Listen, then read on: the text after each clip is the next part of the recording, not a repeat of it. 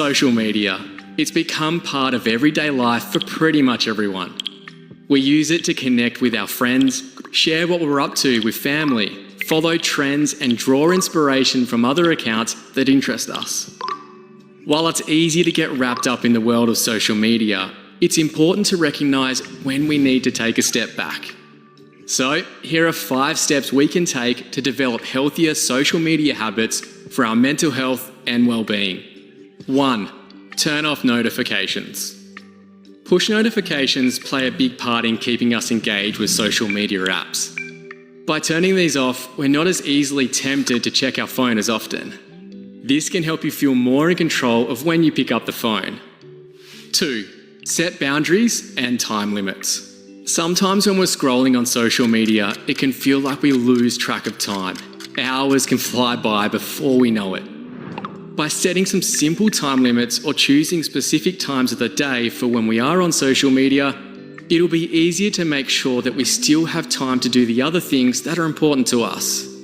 A lot of social media platforms have settings that can help us track our screen time, set daily time limits, or reminders to take a break. Have a look around the app settings and see what works best for you. 3. Clean your social media feeds. It's easy to feel overwhelmed by the amount of information on social media. The algorithm is constantly serving new things that might capture our attention. Sometimes, not all these things are what we'd like to see.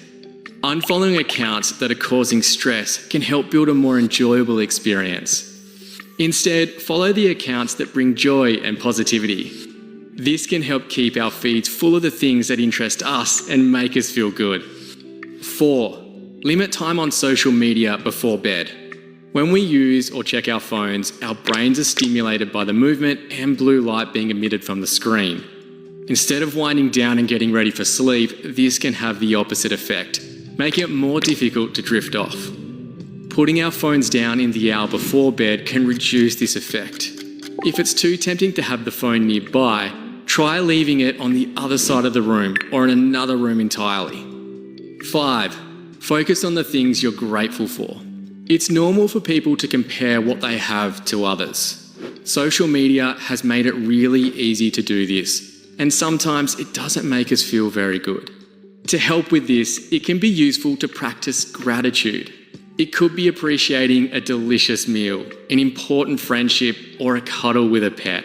Paying attention to what we are grateful for can help to improve our mood and be more aware of the things that make us feel good.